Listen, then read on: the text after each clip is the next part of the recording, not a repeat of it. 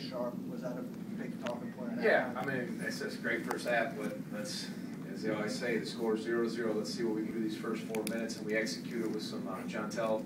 They got a nice drive to get us started. Again, just had good shots in rhythm, and that's, you know, obviously on Wake Forest's part, I'm sure they were a little deflated being down like that, but I thought our guys still executed offensively. They didn't turn it into trying to get up a quick shot.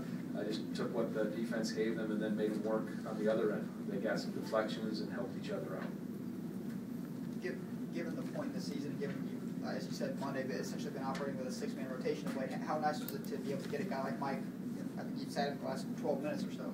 Yeah, you know, the ability certainly to get guys like Darion and Paul experience and time out on the floor. The other guys have gotten a lot of experience, everybody, besides those two. So to get Paul and Darion those minutes, and then in the same breath to, you know, just whenever we can rest some of our key guys that have been playing a lot of minutes, that's a good thing. Tonight was the case with Mike getting 26, and you know, Jontel at 29. I don't think Jontel gets tired. He doesn't. You know, I don't have to worry about that with him. But it was nice to be able again to distribute the minutes evenly and hopefully rest up. And we know obviously we're getting ready to go and play one of the best teams in America, and hopefully we'll be ready for that. Michael, then Doug. Not just Saturday, but the next few weeks, really, a lot of tough games ahead on the schedule. What's that stretch going to be to the team? Yeah, they're all, I mean, look, you've been watching us. Every game we play in this league, you better be ready. Tonight, we were fortunate to obviously have both parts working, and Wake Forest was a little off. So I understand BC beat Florida State. So again, every game is tough. But yeah, going to Carolina, certainly the team's coming back.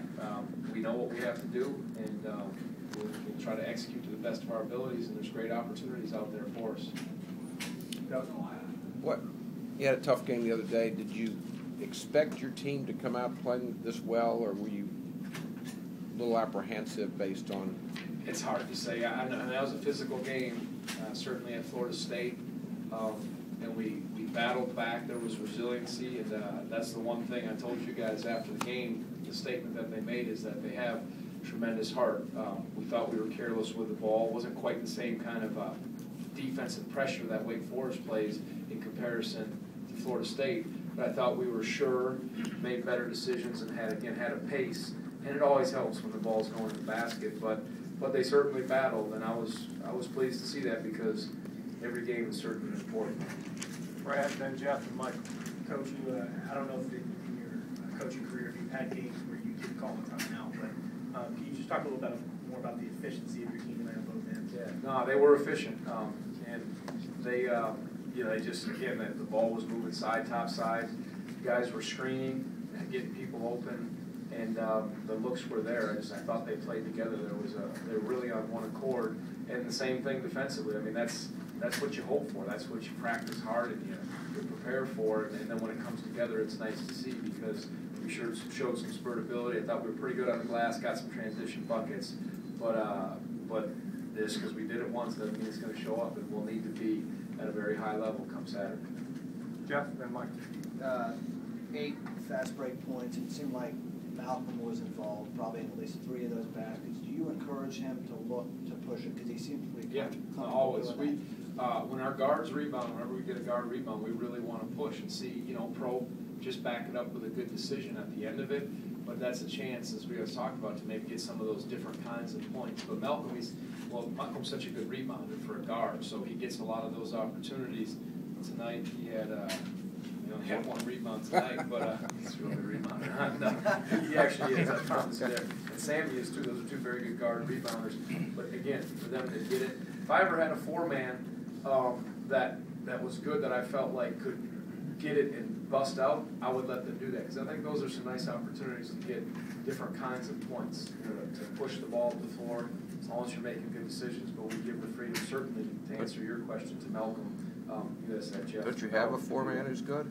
What's that? Don't you have a 4-man that can grab the rebound? Yes, I have a 4-man who's a pretty good player. Last time I checked. So. Michael, then Jared. Also about Malcolm, just how has he evolved this year, and your comfort level with putting him in the lineup for extended minutes? Did you say Malcolm? Yeah. Yeah, he did a nice job at the end of the Florida State game. You know, he saw that, and he's a freshman, but He's physical enough to play in those games. He actually started the game. He had a couple of careless turnovers, and when Malcolm's locked in, he knocks down his shot, his outside shot. He's a hard matchup because he can put it on the floor with his strength and he's got a deceptive first step that he can get in there and cause some problems at the rim. But then when he's stretching it with his outside shot, as that gets more consistent, I'm hopeful for his future. Jerry, then we'll finish with Blake. Tony, it seemed like almost every one of Mike's shots were jumpers from out, pretty good range on them. Does he continue to amaze you? He didn't have one bucket except for in the paint. Except he had one. I don't know if it was a transition, but they're all outside. And he was in the zone. He has good touch. He has that little fall away shot that Akil tried to shoot and shot an air ball actually in the second half. I said that's not for Akil to shoot, but he has good touch and he works at that. And I do allow him to shoot that. And he was sort of taking he maybe took one where the hand was in the face, but today wasn't a game where he needed to really lock up and get down there because there was some nice openings and creations off penetration and kicks, and you could just see very similar to the Clemson game. He had that nice rhythm. He caught it in rhythm, and the shots certainly were dropping. But that versatility of him that he's added to his game, makes him a hard matchup, and I'm proud of him, and I'm so happy for so far the way his season has gone. Finish with Blake. So looking at Carolina with that front line of theirs so big and long and talented, what are your thoughts on facing that and just the challenge of that? And can you get away with playing some small ball against them, or is that impossible because of their size? We'll see. We'll find out. I mean, we're going to have to certainly, they run as well as anybody in the country. They rebound. They might even, I don't know if they're leading the country, but they rebound as well as anybody in the country. So the little things will be paramount for us. Our ability to have our defense set, our ability to execute blockouts when shots go up, having our guards come back in and rebound. Being good with the ball, can't have high turnovers, getting good shots. And to answer your question, is it out of the realm to play 4 guards? I mean, we only have 6. We have 8 guys that are playing in the rotation, so perhaps it could happen. But with their size, they have to match up with you too when we do that. So I wouldn't say no, we can't. We've got to play traditional. I think anything goes in that game. Thanks. Thanks. Thank you all.